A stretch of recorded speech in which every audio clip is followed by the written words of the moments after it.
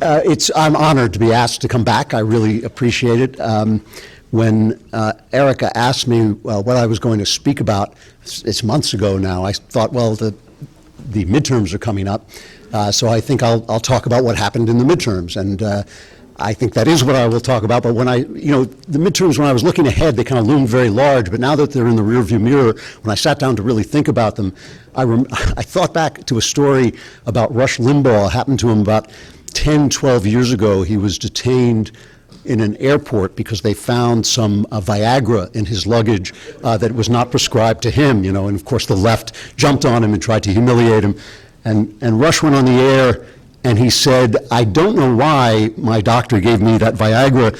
I told him I was worried about the next election."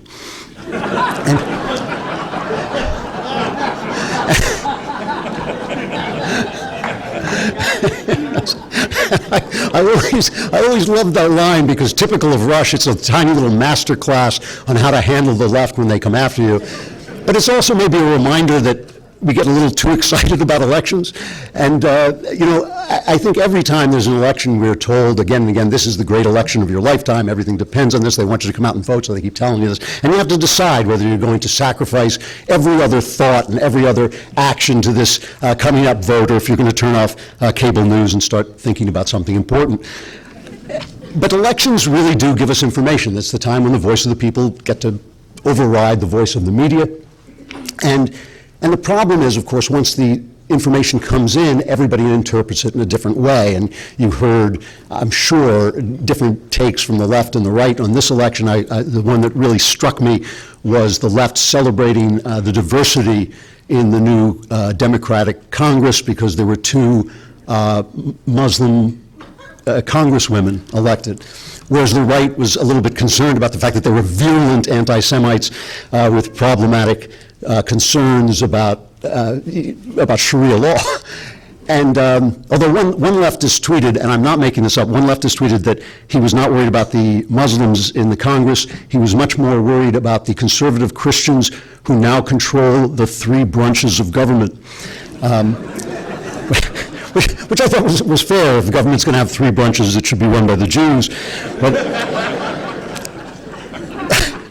But the results of this election were confusing. And what I have to say is different than what everybody else has to say, because everybody else looks at this election. The Democrats obviously took back the House. I think they've won about 40 seats. I'm not sure it's final yet.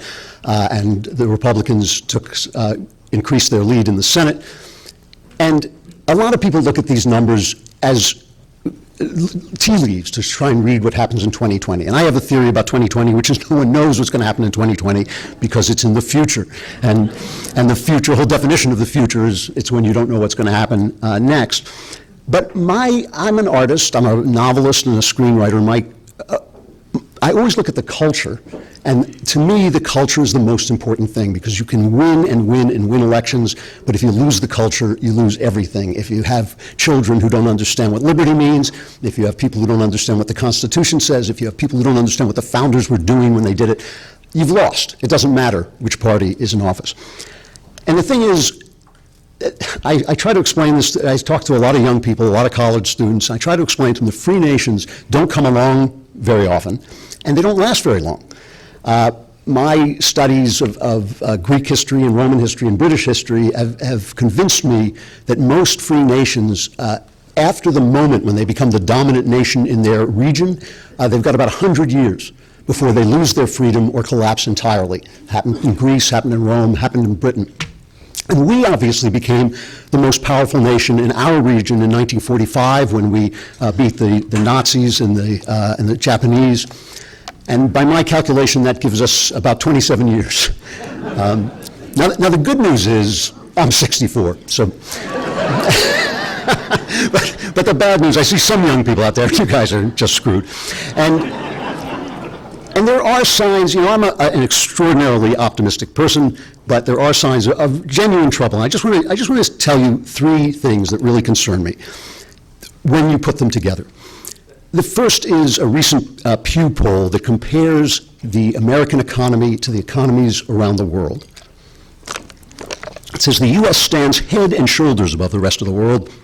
More than half of Americans are high income by the global standard. Another 32% are upper middle income, which means almost 9 in 10 Americans have a standard of living that's above the global middle income standard. Only 2% of Americans are poor compared to the rest of the world. That's great. Things are going great in this country. Most of us thought Obama was a clown. Many people don't like Donald Trump. Doesn't matter. Things are going incredibly well in this country and have been for quite some time. Here's the part that bothers me. Life expectancy around the globe is ticking up, but in America for 3 years in a row it has fallen, and it's fallen because of suicide and drug addiction. People are dying of despair. And the other thing that goes with this is a poll that was recently taken by YouGov.com, which shows that half of young people surveyed believe that the United States is sexist and racist, and it's more racist than other countries.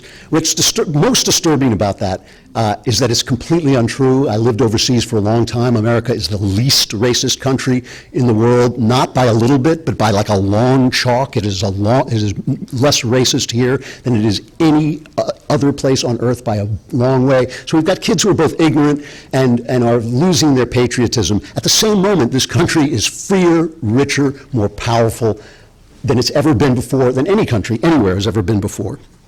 And I have to guess that this is the result of 50 years of our news media, of Hollywood, our academy, the cultural elites telling us over and over again, banging us over and over again with over the head with the message, we suck. Your country sucks, your culture sucks, your religion sucks, everything about you sucks. You're racist, you're sexist, you're homophobic.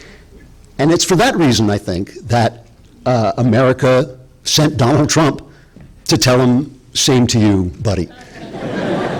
And as far as I'm concerned, the elites are lucky they sent Trump and didn't come themselves, because there's a lot of them and they all own guns. So this election, as Donald Trump managed to overcome his humility and his reticence to say that this election was in fact about him, and I think there's just no question that that's the case. And so the first thing I want to do is talk about my assessment of the first 2 years of Trump's presidency. And I know people feel, Trump's a huge character, and people feel very passionately about him. And I'm going to talk about the good and the bad. I'm going to start with the bad, but I'm going to talk about the good and the bad. He is an enormous person with enormous flaws. He's not, I love it when they say he's a tyrant or he's Hitler or something like this. He's a tyrant, but somehow everybody managed to escape and get to the polls and vote his majority out of the House. But still, we're living under a terrible tyranny. But look, as a man, there are perfectly good reasons to criticize him. He's rude and unkind, and I don't mean he's rude and unkind to the press. He can't be too rude and unkind to the press for me. But he's rude and unkind to people like Jeff Sessions and Rex Tillerson, who he may not have liked the job they did, but these are people who deserve our respect, and he shouldn't call them out in public and humiliate them.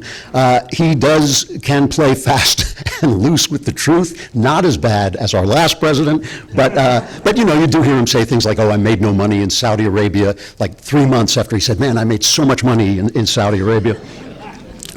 And finally, he's often lived in a way it's hard to approve of, and sometimes that stuff comes back and bites him and degrades the presidency, as with Stormy Daniels. I mean, the idea that they're going to impeach him over Stormy Daniels is absurd, but at the same time I say that, I can't exactly approve of paying off the hookers you cheated on your wife with to keep them silent. I mean, it's not the way we like to think of our leaders behaving.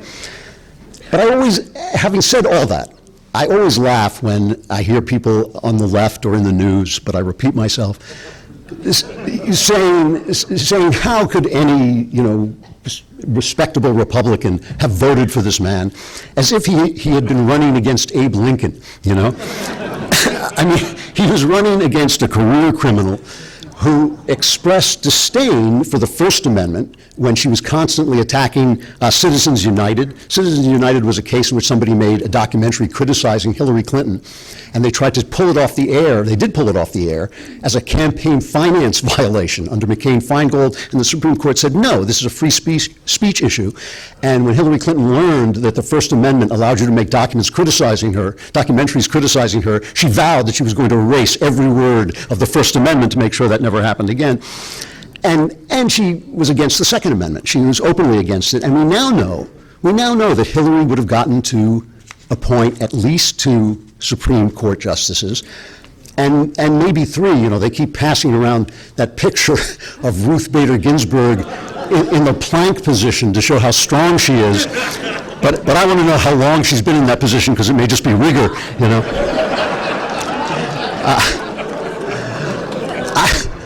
I think it is utterly fair to say, without being hysterical and without being overblown, that stopping Hillary Clinton may have preserved the American experiment for another few years. There's just no question about it.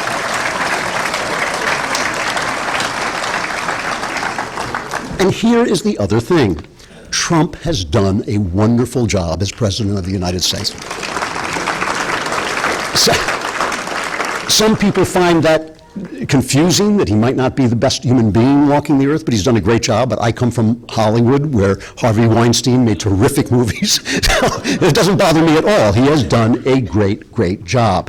The lower taxes and the wiser regulatory system has made the economy boom. I know it's shaky a little bit now, but I do not think that's a permanent thing. I think he has really taken his feet off the brake and put them on the accelerator. I think it's been great. Remember, Obama said it's going to take a magic wand to bring some of these jobs back.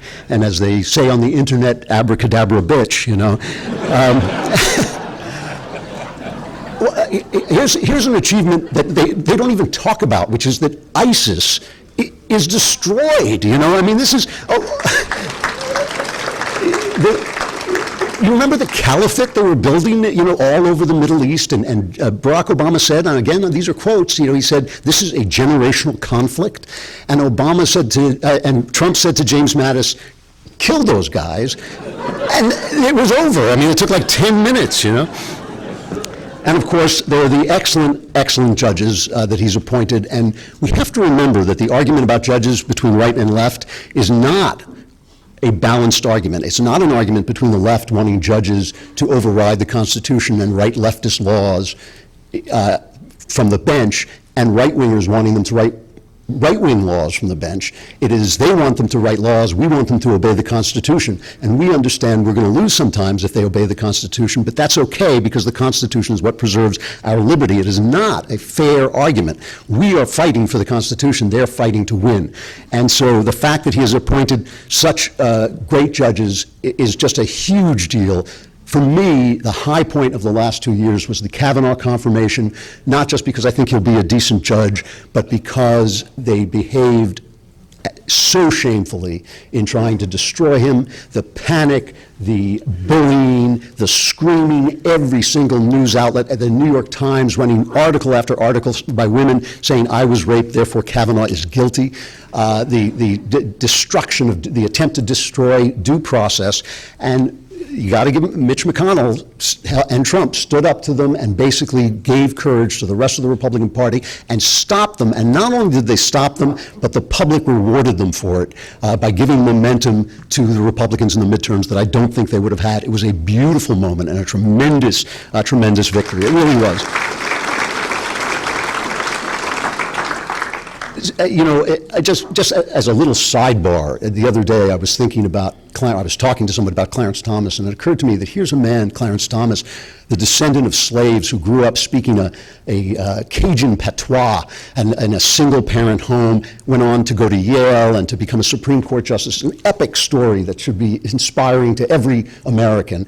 And 2 years ago, HBO made a movie about Anita Hill with her little gripes that he was impolite to her, weaponized to try and kill, and she was the hero of the story. That's how bad the left is. I mean, the left is not trying to defend blacks, they're not trying to defend women, they're not trying to defend gays, they're just trying to crush anybody who gets in the way of power, and they were stopped with Kavanaugh, and it was terrific.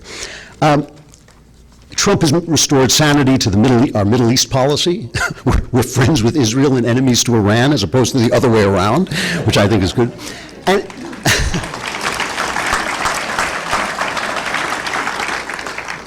And no matter what they say, Trump has acted within the Constitution. He has not violated the rules of American governance at all. He has obeyed the courts even when the courts were wrong. He has told the Congress when it was their job to make law. This is as opposed to Barack Obama, who used the IRS to silence the opposition, and had a Attorney General, and Eric Holder, who said, "I am the president's wingman." I mean, it's incredible. Obama goes around bragging that no one was indicted in his administration.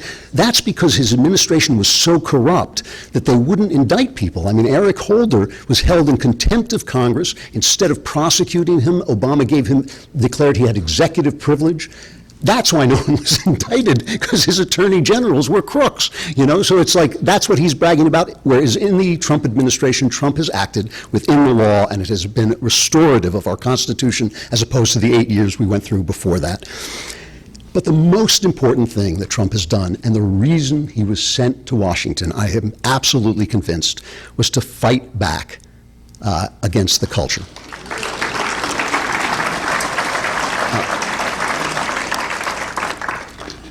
I always say that it's we conservatives who are to blame for letting the left take over Hollywood, for letting them take over the academies where our children are taught, for letting them take over the news business. It didn't have to be that way. We weren't paying attention, and they were. They have taken those tools and they have used them to colonize our manners and our minds, to keep us so that we're afraid to speak out loud. They've divided the races in ways that they don't have to be divided. They have stoke bitterness between men and women. They have steeped the young in ignorance. I mean, it is amazing what the young don't know about this country and how it came to be. And it took a man, when I was complaining about Trump's character, it took a man like Trump to stand up to that onslaught, to stand up to being called racist and sexist every time he opened his mouth, to hit back against the press, even though he was being called names and being called a fascist, to fight that fight. You have to remember this. It used to be that corporate culture, the left used to understand that corporations are hugely powerful, and they're dangerously powerful. Corporations are wonderful, but they're also power centers, and as we know from our founders, power centers are dangerous, right? When people have a lot of power, they become corrupt in their power. Corporate culture used to be conservative because it used to be a manufacturing culture. We used to have a manufacturing economy, and when you manufacture stuff, you have to live by conservative rules, right? You have to make good things, better things than the guy next to you. You have to sell them honestly. You have to take them back if they don't work. If people don't like them, they won't buy them. You go out of business. That corporate culture has been replaced by an information technology. And you guys are in Silicon Valley, you know that an information technology is an emotion-based technology. It is made for the left, so that corporate culture, the power of corporations in this country, is now all on the left. Business Insider took a poll. More than 90% of the $40 million donated by big tech companies in Silicon Valley, 90% of it went to Democrats and has gone to Democrats since 2004.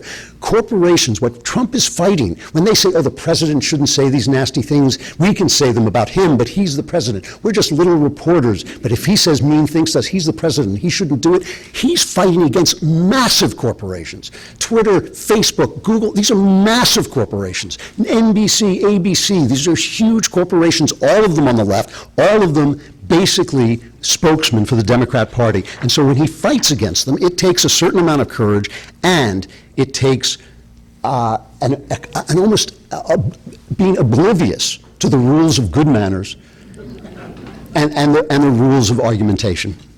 And this is one of the reasons I admire Trump, even when I don't admire Trump, because he stands, he stood up for saluting the flag in the NFL. Of course they should salute the flag in the NFL, especially when they're wearing the uniform of the NFL. I mean, that's what athletic events are. They're national events to gather us together.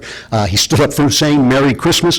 He stood up for a corporate culture that wants to erase all the important differences between us because it gets in the way of their bottom line. If we are fighting about religion, they might have to take a side. It might cost them money. Now, he did all these things, and I'm getting to the important part about the midterms in just a minute, but this is the important thing about Trump. This is the most important thing about Trump, is his fight against the culture and the fact that the culture fought back, okay? This is a massive corporate attack on the President of the United States. It is a massive there has been for 2 years. I've never seen anything like it, and it's not like they were nice to George W. Bush. It's not like they were nice to the other Republican presidents. I can remember Reagan. Many of you, I'm sure, can remember Reagan. It's not like they didn't call him. I was a leftist then. I thought Reagan must be a terrible warmonger and an idiot and a fool, and then one day the Berlin Wall fell down, and I went, wow, what was that about? That little guy was right about everything. Three separate studies have shown that the coverage of the Trump administration in the news has been more than 90% negative. Think of this economy. Think of ISIS. Think of the rule of law. 90% negative. 90% negative. Every single late-night comedian hates the President of the United States. 64 million people voted for this guy. Does anybody at NBC or ABC think, hey, maybe those people deserve a laugh at the end of the day, too? Maybe there's money to be made by entertaining those people. Just tell a joke about both sides. Absolutely not. This is a war being waged by corporations against the president day after day after day, that every single comedian has not only hates the guy, but has transformed his show from a comedy show, from an entertainment show, to a Democrat infomercial. Every single one of them. Every actor has to attack him. It's not enough to keep your mouth shut. Taylor Swift, the singer, she kept her mouth shut, and they started writing articles. The articles started to appear in the corporate press. Is it really okay that Taylor Swift keeps her mouth shut? Finally, she had to say something to preserve her career. She made a kind of a gesture toward the Democrats. She campaigned for a local Democrat who lost, but at least she secured her career. When you saw Kevin Hart destroyed, another black man who came up out of a single-parent family, his father was a cocaine addict and was in prison. When you saw Kevin Hart lose what he called his dream job of hosting the Oscar because of some stupid tweet he sent 10 years ago, that's because Kevin Hart hasn't attacked Trump. Kevin Hart has not followed the party line. He has not been a political guy. It's not that he's said anything good about him. It's just he's kept his mouth shut. He's kept his politics to himself. That's not good enough. Hollywood and the press and, of course, the Academy are all assaulting him.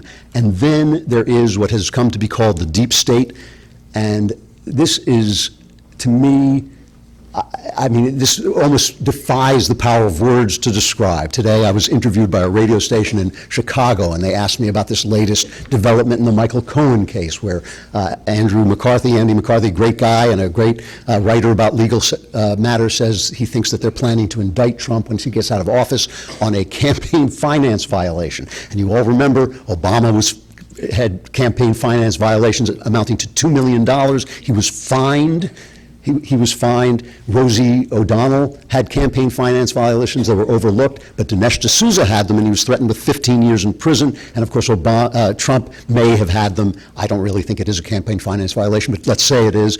And they're threatening to put him in prison. So I was asked about this, and I said, I don't even understand why we're talking about this. I don't understand why we're not talking about the fact that it has now come out in emails leaked to CNN, of all places, that the FBI decided that they had to rein in the president after he fired James Comey, who worked at his pleasure, who serves at the president's pleasure. They decided they had to rein him in. Before he was even elected, James Comey was saying it is so dangerous what he's doing in Russia, what he's doing with Russia, that we have to tap the phones of the people who work for him. We have to send in spies to investigate his campaign. And now, as this stuff leaks out, it's quite obvious. I mean, a special counsel is only supposed to be appointed when there's a crime to investigate. Colluding with Russia is not a crime. Even if he did it, not a crime. What the hell is going on? Can you imagine if the FBI had said they have to rein in Obama? Can you imagine this law? I mean, when you complain about this, the news agencies say you're undermining the people's faith in our institutions. That's the job of journalists, to preserve our faith in our institutions. So here's the thing about the midterms. This has been a massive, massive assault in the news media, in Hollywood, and from the deep state. It has been unprecedented, unbelievable, probably illegal in parts. And yet the midterms came, and the people voted the map. The people voted the map. People voted where they lived. In other words, if none of this stuff had happened, they probably would have had exactly the same outcome. We live right now in a divided country, and I'm taking some of these observations from Henry Olson, who's a very wonky guy, but one of the best observers of numbers in elections. In big cities and in the suburbs of big cities, people are Democrats. In this election, they were Democrats in spades. There were more Democrats, okay? People in smaller cities and in rural areas tend to be conservative. In this election, they were conservative just the same. And importantly, for those of you who are thinking about 2020, the people the Democrats who voted for Donald Trump voted Republican. He hasn't lost any of the people who went from Obama to him. The people who changed sides are still on his side. That could be a good sign for 2020. I don't know.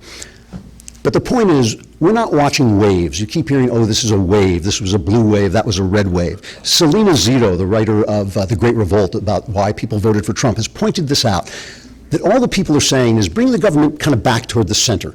This is a center-right country economically and a center-left country culturally. We're very tolerant of all kinds of different people, but we're not crazy. We know that men aren't women and men and women are different. We know those things. We're not nuts, but we tend to not care about what the guy down the block is doing. It's his business, right? So we're kind of center-left culturally, center-right economically and governmentally.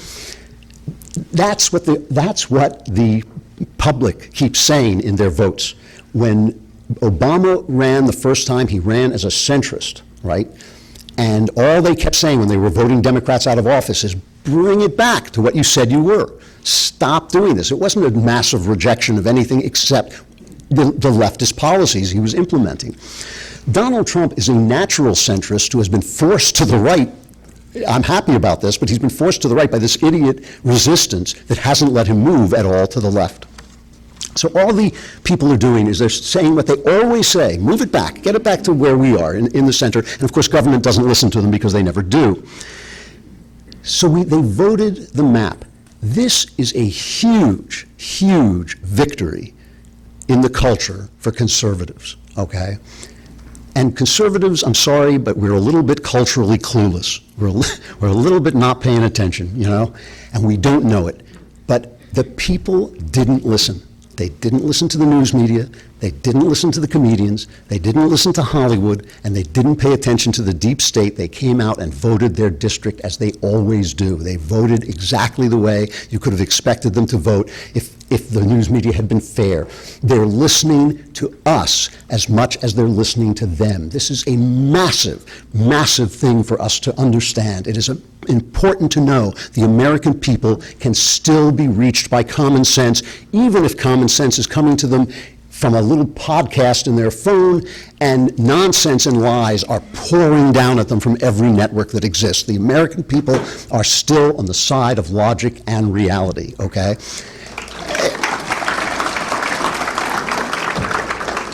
The right doesn't know this, but the left really does. The left knows the culture. This is what they understand. They understand emotions, they understand storytelling, they understand the culture.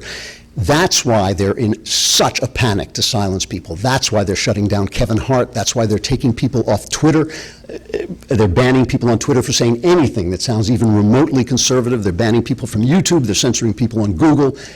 They're in an absolute panic to shut us up because they know they're not winning. They're not getting through. So here's what I want to say in the end. There's been a massive cultural victory from Donald Trump if we know how to use it, and there's been a cultural cost. The fact that he is rude and unkind alienates voters who should be on our side. He should have actually beat the map because of how well he's doing, and it's his fault that he didn't. I think we have to say this. I know people working in the fields, working in campaigns, they tell me women are just put off by the guy because he's rude and he's boorish and he says, you know, and he's lived a certain way that maybe they don't like. But we can learn from this, okay? What we can learn is we have to be as brave as Trump is in saying the things that we know to be true. But we don't have to say them in a mean way. We don't have to say them in a blunt way. We don't have to say them in a discourteous way. We just have to say them. It's so important, and I understand that I'm talking to people in a community where James Damore lost his job because he said that men and women are different, okay? I worked in Hollywood for a long time. I lost a lot of jobs. I lost millions of dollars worth of jobs because of this, okay? It's worth it. It is worth it. Our country is worth it. Our freedom is worth it.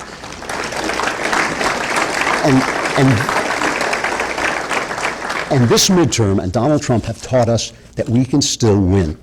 They are running what I like to call an empire of lies. But just like we beat the empire of Britain, we can beat them. We can beat them.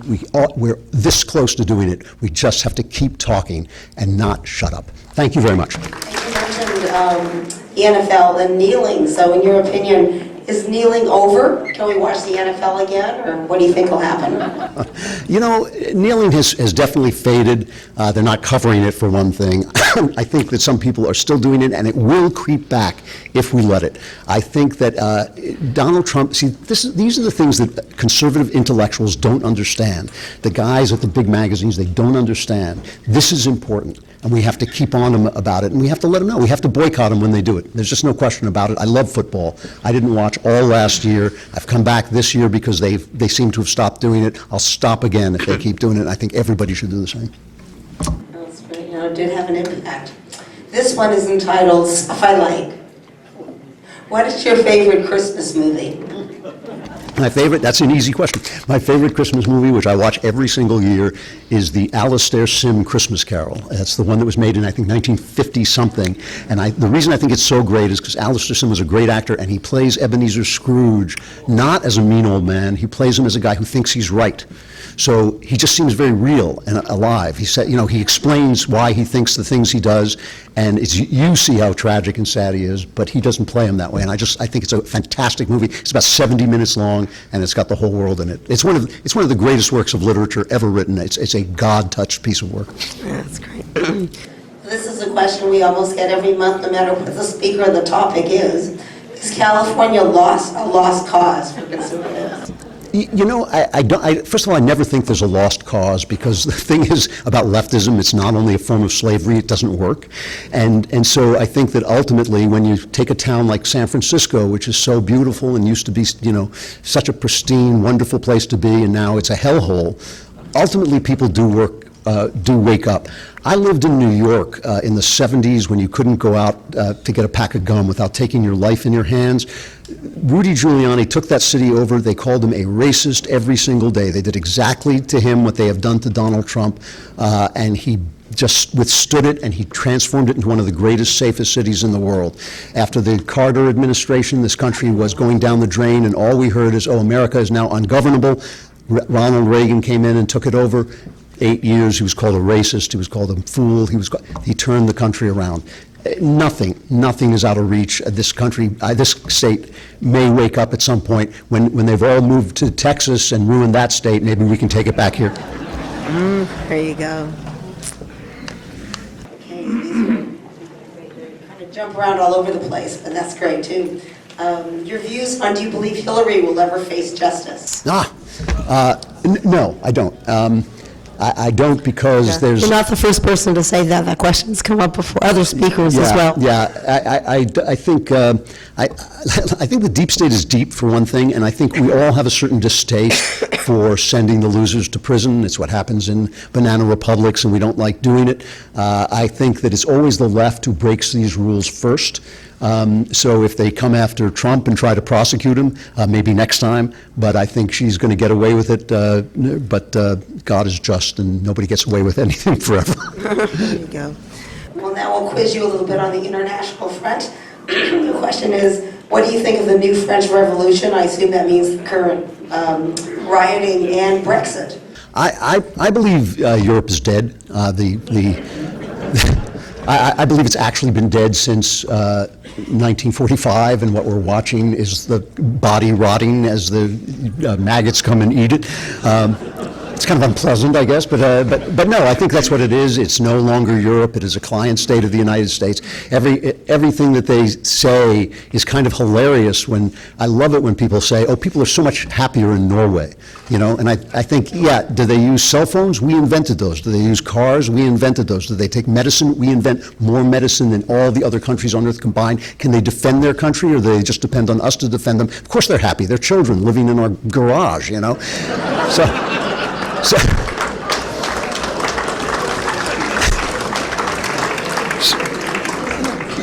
So, Angela Merkel opened the doors and let in a lot of people with a philosophy that is antithetical to Western governance and Western culture, and now they're paying the price for it, but I think that was kind of guaranteed, because I think the heart has gone out of the country. Excellent book to read about is The Strange Death of Europe. You should have him come and speak. I always get his name wrong, so I don't want to say it, but Douglas Murray, is that his name, I think? But anyway, it really, I think the soul and spirit has gone out of Europe, and I do believe that's because they've lost their faith in God. I think that God is the bottom block in the Jenga tower, and when you pull it out, everything comes tumbling down, and that's what I think is happening to Europe. So my question is, Scott Adams, they said the Dilbert guy, we know who Scott Adams is, says Trump is a master persuader. Is he right? Oh, yeah. Oh, no. Trump has, this is arguments I get in with my never Trumpy friends when they don't want to give the guy any credit. You do not. The man transformed the skyline of New York and did it at a time when no one was investing in New York. He was a TV star for 10 years. That's one of the hardest businesses in the world. He's president of the United States. The guy ain't an idiot. I mean, this is ridiculous. The idea that he just stumbles around and wakes up one morning in the White House is absurd, okay?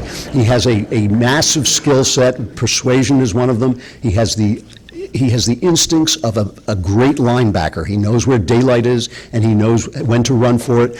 He is insanely good at what he does, and he's been, like I said, he's been a good president. So I think part of that is persuading people, and part of it is willing to negotiate. One of the problems we have in our country is our lawmakers have stopped compromising, and I think some of that comes from us. We won't let them compromise. I think that's how laws get made, and Trump does compromise, and he does make deals, and I think he's good at it. Yeah. This is one I think I would like to answer. What is the way for a young person to engage in changing the culture? Well, there's a couple of things here. First, everybody is part of the culture. It's in your manners. It's in the things that you say to people when you're at dinner. It's in the way you treat people.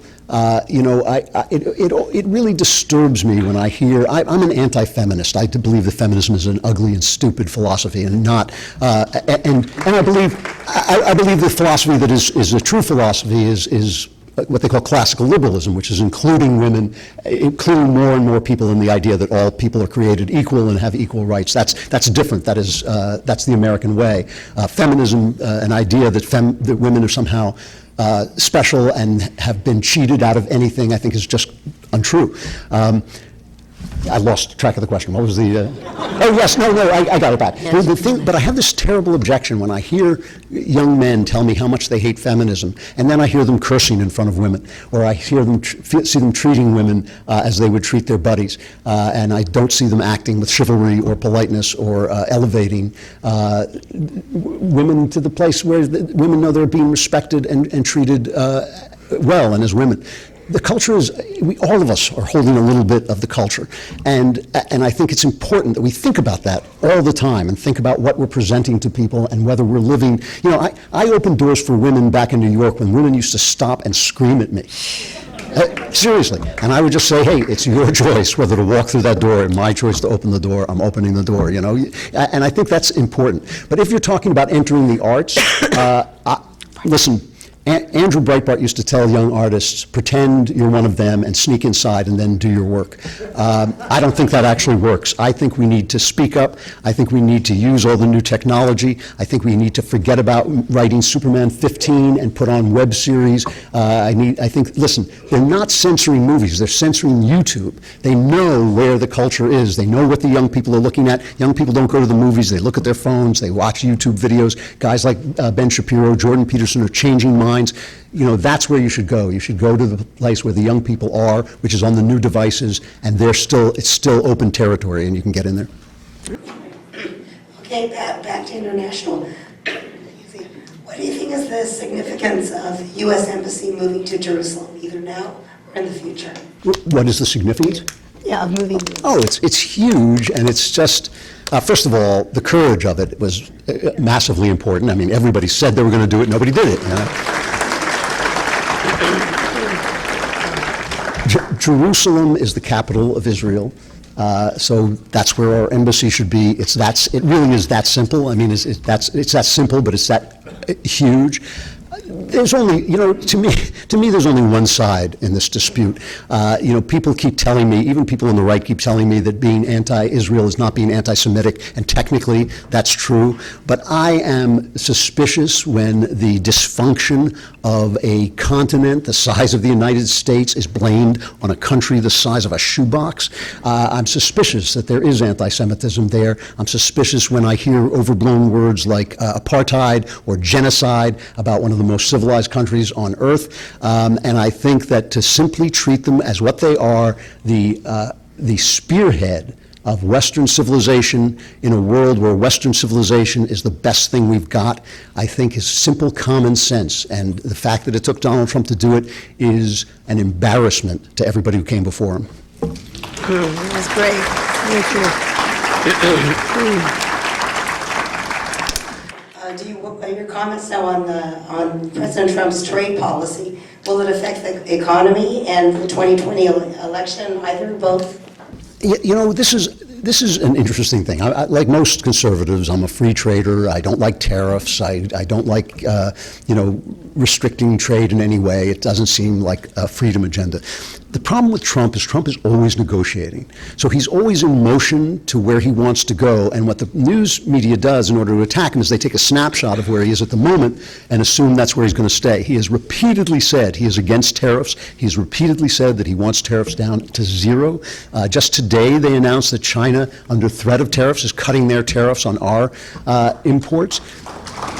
So the guy has done so well with the economy. I'm just going to trust him on it because it's kind of above my pay grade. I don't like the idea of tariffs, but if he's using them as a club, we are in a trade war with China. I know that much. We are in a trade war with China. There's no sense not fighting back. So as long as it's a weapon in his arsenal and not the only thing he's got going, I'll go with him. Let's see what happens.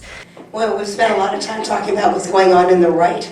This is an interesting question. What's going to happen with the left, more center?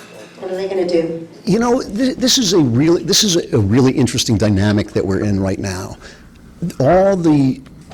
Most of the Democrats who won, who came into the House, who took back the majority, were picked for being centrist. They were picked for being centrist, just like they did under George W. Bush when Rahm Emanuel picked the Blue Dog Democrats to come in. But they're going to come in and they're going to vote whichever way Nancy Pelosi tells them to vote, which means the next time they run for election, people are going to be able to say, here's the voting record. This guy did not fulfill his promises. There seems to be, and it's unfortunate, there seems to be a drift on both parties away from the center. Now, with the right, obviously, because I'm a conservative, I'm more sympathetic to it, but I'm also more sympathetic to it because I think the right has drifted farther to the left. So I think they're actually drifting back to their basic roots, The left has gone insane. And the left has gone insane. I mean, the left is telling us that you should be fired if you won't call a man and address a woman. They're telling you that if a man puts on a dress, he can do mixed martial arts with women. Had I only known, I would be a mixed martial artist. They are telling us that if you criticize George Soros, you're anti-Semitic, but if you boycott Israel, you're fine. Every word out of their mouth is crazier than the last thing they said. They're destroying people right and left for minor things they said, things that were acceptable. Barack Obama said he was against gay marriage. Now, if you're against gay marriage, you're a hater. I mean, it really is. It is like George Orwell. It's like, how many fingers am I holding up? As many as the state says I'm holding up. They have lost their minds, and the thing that is positive is Americans tend to really be very sensible about this, and they tend to strike back when you keep imposing on them. The pessimistic view of this is that the youth, they have managed to educate our youth in ignorance, and so maybe a generation is coming up who will not understand what they have to fight for. That's on us. That's stuff we have to fix. We have to fix it every day. We can reach them. They're there. They're watching YouTube. They're on listening to podcasts. We can reach them. The left is going to go as far left as they can go. That's what they're going to do. They're going to go as far left as they can go. They are absolutely convinced that they have the moral argument. They are absolutely convinced that they are righteous and we are evil. And they are absolutely convinced that there is no God, and therefore they have replaced God with politics. And so they are completely on a mission in ways that conservatives just aren't, because we have other things to do, like live. And so I think they're going to keep going left. They're going to keep going left, and the question is, will the culture go with them? Because if the culture doesn't go with them, they'll be out there alone. If the culture goes with them, they'll be talking, it'll be like San Francisco, right? It'll be like every day you're living in a dung heap, but nobody will say, clean the damn place up. So it really is a cultural fight we're in. It's going to be a long twilight struggle. I'm optimistic, but I'm not positive. What can I say? This question may not be quite fair because it just happened today and maybe you were en route, and I don't know all the details either, but what are your impressions of Trump's meeting with Schumer and Pelosi, and should Trump follow through with shutting down the government? Well, I did have to watch this on the plane a little bit, so I didn't get to see the whole thing, but it looked like he crushed them, Was that me? I mean, it looked like he brought them up and they were saying, take away the cameras, he's killing us, The point that he's making, everybody, this is what I mean about the way Trump talks, all right? Here's a way I can explain my criticism of the way Trump talks. Virtually everybody is for border security. Everybody gets it. You can't have an open border. When you say, what's your country look like? It's the borders. That's your country, right? Our country is the border. Everybody has a border. We have a right to decide who comes in. Everybody agrees with this, okay? They have different ideas of how it should work. We can compromise on those ideas. I'm not against compromise. But everybody is for that. The way Trump talked about it appealed to his base, but it made people who might have been in the middle and might have come over and said, yeah, that makes sense. It made them feel that he was being mean and racist. I don't believe Trump's a racist at all, to be honest with you.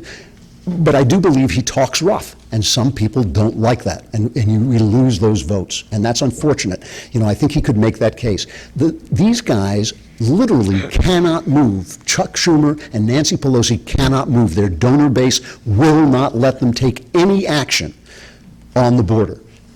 Trump can kill him on that. He can get him on that. He did it today. He said, you guys you're either for closing the border, defending the border, or you're not, right? And I think he can smush him with that argument if he stays away from the overblown rhetoric that I know his base loves, but part of, you talk about being a persuader, part of persuading people is persuading the people who don't quite agree with you, who aren't quite on your side. And he needs to do a little bit more of that because he can win on this. What do you think are the future of the two political parties? We hear talk about a third party or a major party splitting in two. Any thoughts on that? Yeah, this is the one. This is a tough one for me because the common wisdom is that as we become a more racially mixed country, then no Republican can get elected. And in my heart of hearts, I do not believe that, but I believe that if we believe it, it can come true, okay? And if we, I never see Republicans go into black neighborhoods and make the argument, we're not going to do anything for you. We're just going to take you in as Americans and give you opportunities like Americans should have. That's what we're going to do for you. We're going to, it's amazing to me, like under Donald Trump, as under Ronald Reagan, blacks have just benefited economically fantastically. That was not true under Barack Obama. It was not true under Barack Obama. It is true under Trump. Our policies help people. The policies of the right help people of all colors. And if we can start making that argument and stop apologizing every time they call us racist and stop allowing them to call us racist and start hitting back, this is the lesson we should learn from Trump. We should never take this stuff. We should never let him say it. We should slap him twice as hard every time they pull this crap out. This idea that we are uncivil after 50 years of being called racist, one of the worst things you can call an American, that's one of the worst things you can call an American. If Don Lemon on CNN couldn't use the word racist, he would just sit there for half an hour and stare into the camera like the buffoon he is, okay? So I mean, this is the thing, you know, I do believe that the Republicans can start to win over other races, but I believe the way to do that is to go and talk to them about what we really think. Not what we think they want to hear, not what the Democrats told them they want to hear. I think we have to go in and make arguments. People aren't stupid. They will listen. They will see that it works. They will listen to the facts if you tell them a good story about the facts, you know? And so I really believe we have a chance to win over. I don't care what color Americans are. I got to be honest. I don't care what color Americans are as long as they're Americans, okay? And that's the argument we have to start making. One of our guests insists that you get a round of applause for writing the Gosnell movie, and I agree. Thank you. I should mention that in January, I think it's the 22nd, it's thereabouts. I think it's going to come out on DVD and maybe on streaming. So if you know, it's very hard to get it into theaters. If you didn't see it, you can actually get a copy or get it on pay-per-view and things like that. Mm-hmm. We have a couple of questioners about fraud, vote harvesting. Do you have any thoughts on that? I think I first heard the term harvesting maybe about a week ago. I don't fully remember what it was, but maybe you do, or? Yeah, no, I remember what it is. It just seems like typical Democrat urban corrupt politics. That's what it seems like to me. It shouldn't be allowed. I don't think early voting should be allowed. I think you should line up and vote, you know. So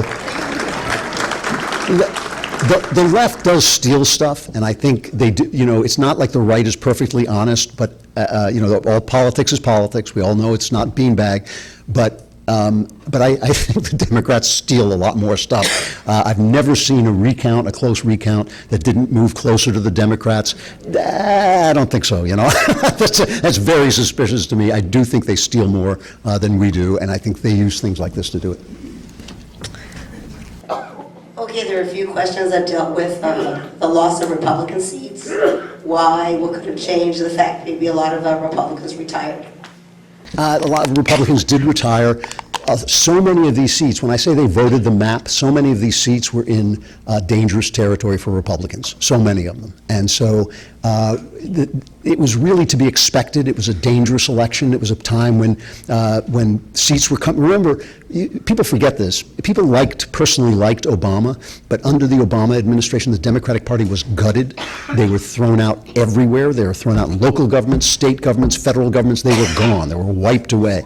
It is only natural in the balance of things that under a Republican administration, they're going to win some of that territory back, and they did. And the places they won it back were places where more or less you'd expect them to win it back. This is why I say that it was a major cultural triumph, because after all those attacks, it really was the map working itself out. You could have guessed this if you had never heard anything. If you had just looked at the numbers, you could have guessed what the election results would have been. All right, I need to swap Changed. in. Yeah, magical change. I need to swap in for Erica. She's struggling with her voice there. Sorry, I've got to go through a couple of these questions. All right, any predictions about 2020 that you'd like to share with us? I'm hopeful about 2020, but I really do believe that, you know, the old Doris Day song, the future's not ours to see, you know. The reason I say this is so much depends on events and so much depends on who Trump is running against. I think he can win. I think he can win again. I think the fact that the Democrats who voted for him, who switched sides to vote for him, turned up in the midterms to vote Republican, indicate there'll be a lot more of them, right, when it's not a midterm, when it's the main event. There'll be a lot more of them turning up, so he has a chance in the Midwest. I think that they're going to hit him in the next 2 years with everything they've got, but remember when they did that to Clinton, it didn't work out very well. People don't like it when you try to reverse the results of an election. They don't like it when the Congress sits on its hands. I don't think the resistance is a good look for a presidential election, and it also depends on who wins. I think Trump could, let's put it this way, I think Trump could win. But, you know, it's so up in the air, it's just impossible to predict. Okay, so we talked just now about 2020. How about between now and 2020? What's the prospects for the Trump agenda from now until then? Bad. I don't think the left may start out sort of feeling its way towards something. It amazes me. Do you remember when Jim Acosta made that thing about how this isn't an invasion, Mr. President? Like, who cares what Jim Acosta thinks? But this is where he smacked around the aid and all this stuff. That happened right after Trump gave a speech saying, hey, we could make a deal on immigration. I'll give you DACA, you give me the wall. That's incredibly reasonable. You know, that's incredibly reasonable. That's going to make everybody angry the way a good compromise should, right? And it's politics, you know. And all they did was scream at him and bring him back and try and attack him and all this. So I can't see the donor base of the left does not want to compromise with him at all. They just want to destroy him. And I don't see that changing. I think we're in for 2 years of chaos, of people investigating him, of people silencing the investigation into the FBI's malfeasance, and it's hard for me to see a lot getting done. But remember, there's a lot of stuff to get done in trade deals, in foreign policy that Trump is in complete control of, so we'll still see that going forward. I'm not very optimistic about a domestic agenda going forward. All right, a couple questions about the deep state. Who's behind it? If they and Obama managed to infiltrate Trump's campaign, how do we know they didn't do it with other campaigns and we just don't know it yet? Well, I think that Obama ran the federal government like a Chicago corrupt city government. That's what he did. He was not money corrupt. He wasn't stealing anything. He wasn't, you know, corrupt in any kind of in any of the sort of big ways you think of corruption. He was corrupt the way the mayor of Chicago is typically corrupt. He used the federal agencies for his own purposes. He used the State Department to lie about Benghazi. He used the IRS to silence the opposition, the Tea Party. He used the Justice Department to keep his people out of trouble. He was just corrupt in that typical Democrat way. And it's really interesting to me that when you look at the FBI, the firings and the displacements and the demotions that have taken place are what you get at the end of a scandal, right? When you have a major scandal, an agency should be gutted at the top. The FBI has been gutted at the top. The only difference is the press doesn't report it. The press is not reporting it. The FBI has been completely humiliated at the top. It's always been a good law enforcement organization down at the bottom. Not always, but more recently it has. And so I have every hope that it can be put straight with good appointments. I think Trump's nominee for the Justice Department is a really good guy. So I think you can get over paranoid about this stuff. I think that what the deep state is people who have federal jobs and want to keep federal jobs. That makes them favorable toward Democrats, okay? It's agencies that Congress has allowed to get out of hand, that the Supreme Court has allowed to get out of hand with the Chevron decision, which lets them interpret their own rules any way they want to. This is the stuff that has got to be dialed back. I think Brett Kavanaugh is a very positive addition to the court because he's against the deep state. I'm not paranoid. I don't think they're going to show up in your toaster or anything like that. I think that the FBI has been gutted, and I think as more and more people come in the Trump administration, it'll get cleaner. Okay, well, I think we just about made it, and I apologize. Thanks, everyone, for putting up with my coughing attacks here and my voice. Maybe the last thing we say, one person just said, "Thank you, Andrew. See you next Christmas." I hope so. Thank you very much. I appreciate it. Thank you.